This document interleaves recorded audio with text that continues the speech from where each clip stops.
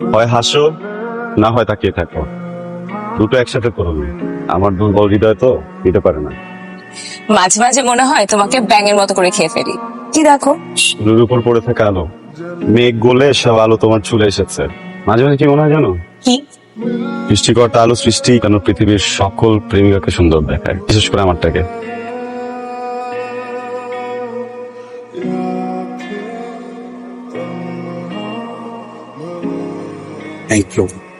বাড়িওয়ালা এত প্রেশার দিচ্ছিল, সরি। প্রকাশক কি বললো? কি আর বলবে, বৃষ্টি কথায় কাজ হবে না। এক হাতে লিপি দিন, আর এক হাতে টাকা নিন। তো পাণ্ডুলিপি জমা দিচ্ছ না কেন? চেষ্টা হলে কি জমা।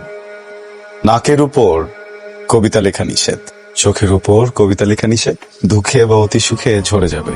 আমি বরং তোমার কানের উপর কবিতা দুল ভেবে পড়ে নেবে। আচ্ছা বসুন, আমি মরলে এতদিনে ভুলে যাবে। আমার বাসায় বিয়ের আলাপ হচ্ছে। কার? আমার বাবার। কি বলো? তো আঙ্কেলের এখন বিয়ে করা কি প্রয়োজন? সবকিছু যোগ যোগ যোগ হিসেবে নিতে সিরিয়াস টপিক গুলো যোগ মনে হয় তোমার, তাই? Sorry sorry sorry sorry sorry, মজা করবো না। আমি বুঝতে পেরেছি, বাসায় তোমার বিয়ের কথা চলছে, তুমি জানতে চাচ্ছ এই বিষয়ে আমি কি করব। এই তো, এই বসুন। ডোন্ট, দেখো তুমি আমার জন্য অনেক ইম্পর্টেন্ট। আমি আমার পুরোটা লাইফ তোমার সাথে থাকতে চাই। তুমি যদি আজকে বলো আজকে, তুমি যদি বলো 10 বছর পরে, আমি 10 বছর ওয়েট করবো। তো হোক, বিশ্বযুদ্ধ হোক, কিছুই যায় আসে না। আমার কাছে তোমার থেকে বেশি ইম্পর্টেন্ট কিছুই না বসুন। কাজার বাবার সাথে সাবধানে ভালো করছো। কেন, তোমার বাবা কি দত্ত? বাবা কাজার,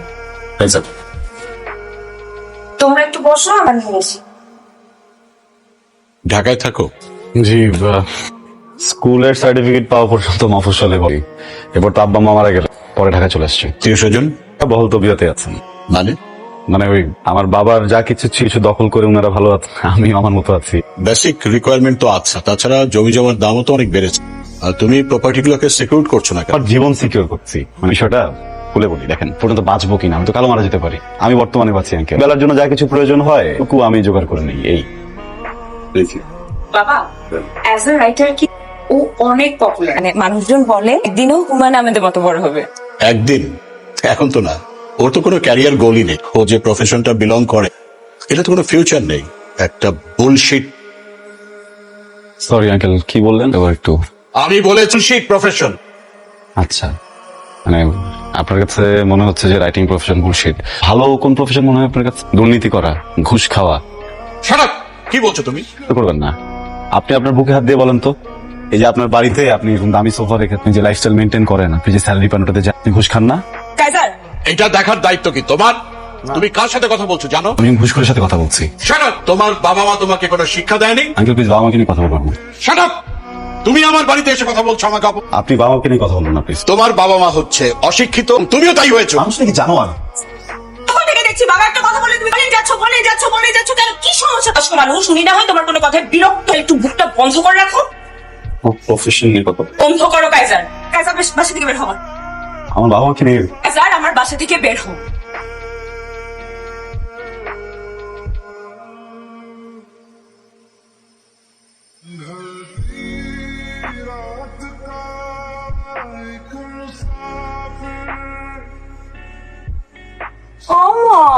এই শোনো, আমি বেরোচ্ছি।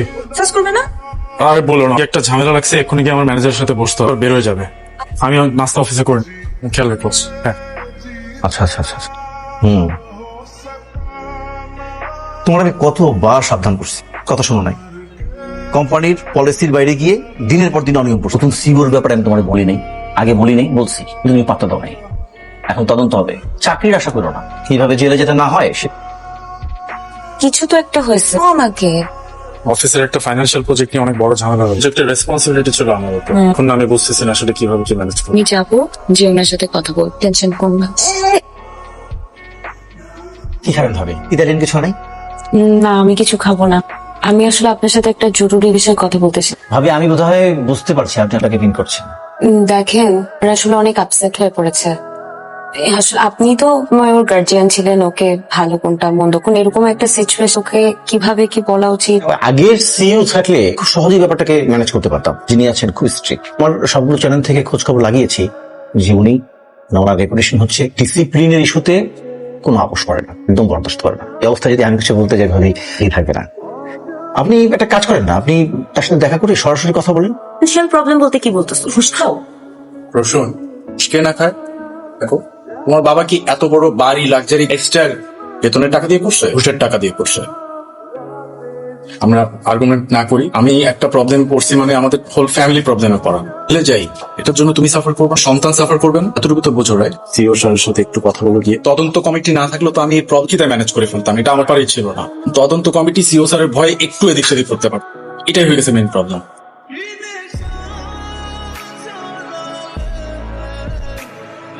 কাইসার, টিমের সবাইকে কনফারেন্স রুমে আসতে বলুন। কাইসার, ওকে বলুন আগামী করে আসতে, একজন ফোন করে তারপর আসে।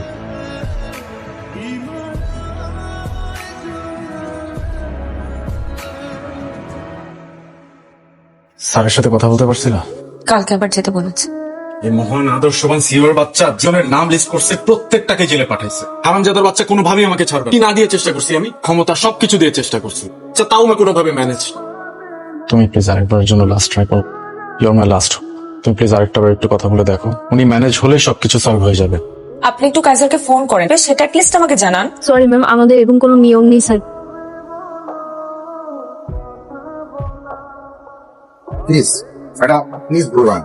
আমার সাথে কথা বলার জন্য কি 5টা মিনিট সময় নেই তোমার হাতে? আপনি আপনি এখানে madam, please madam. Thank you sit. বলুন। আমার হাজবেন্ডের নাম আবরার ফাহিম। ওর এগেনস্টে তদন্ত কমিশন গঠিত, কিন্তু ও কিছু করে নাই। ইনভেস্টিগেশনের কি অবস্থা? বিশেষভাবে খেয়াল রাখবেন অপরাধীর যেন সর্বোচ্চ শাস্তি হয়। আপনি আসতে পারেন।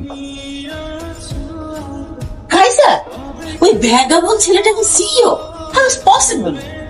ও এখন বাগে পেয়ে আমাদেরকে প্রতিশোধ নিতে যাচ্ছে, আপনাকে ফাঁসাচ্ছে।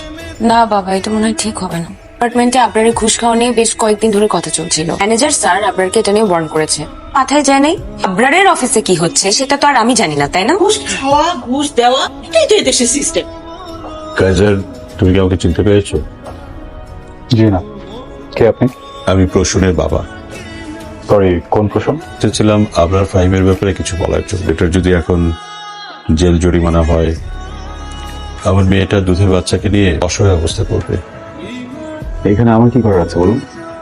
দেখুন মিস্টার, আপনার নামটা জানেন কি? আমার নাম দেখুন, আমি দুর্নীতিবাজ, পুষ্প, এই ধরনের মানুষগুলোকে না একদম দেখতে পারি না। বিশেষ করে এদের হয়ে যারা সাফাই গাইতে আসে তাদেরকে তো আরো না। আপনাকে একটা অ্যাডভাইস দিই, আপনার জন্য খুব ভালো হবে এক্ষুনি এখান থেকে বেরিয়ে যান প্লিজ।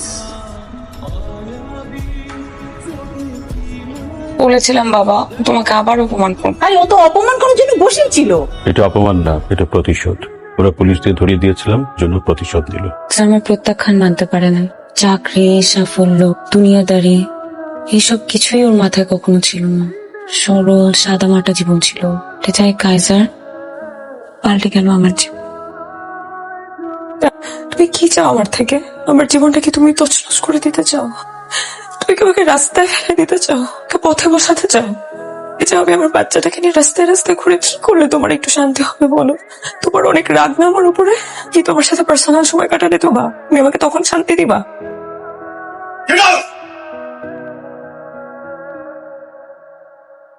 মিসেস ফাহিম, আমি খুবই দুঃখিত আপনাকে এমন একটা জায়গায় রেখেছি। আসলে যে বিষয়ে আপনার সাথে কথা বলবো এটা আপনার জন্য খুব সম্মানজনক না, তাই অফিসের সবার সামনে বলতে চাইনি। পুরো অফিসে এসেছেন আমার সাথে কথা বলার জন্য, কিছু সময় দেয়নি। আপনি নিশ্চয়ই ভেবে নিয়েছেন এর পিছনে ব্যক্তিগত কোনো কারণ না। আমি বা আমার কোম্পানি আমরা প্রফেশনাল, তাই ডকুমেন্টস ছাড়া আপনার সাথে ছিলাম না। ফাইনালি ইনভেস্টিগেশন রিপোর্ট চলে এসেছে। এখানে আপনার হাজবেন্ডের করা সব ফ্রডের ডিটেলস আছে।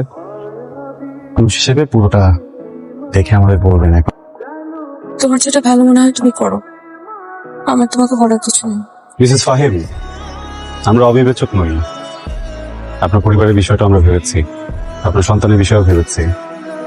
আপনার হাজবেন্ড যে পোস্টে চাকরি করছেন জন্য আমরা বাড়ি থেকে এখন কাউকে হায়ার করছেন। অ্যাপয়েন্টমেন্ট লেটার, আপনি চাইলে কাল থেকে জয়েন করতে পারেন। Thank you. ওয়েলকাম। কাইজার, আমাকে কি একবার নাম ধরে ডাকবেন? গুড লাক প্রসন্ন।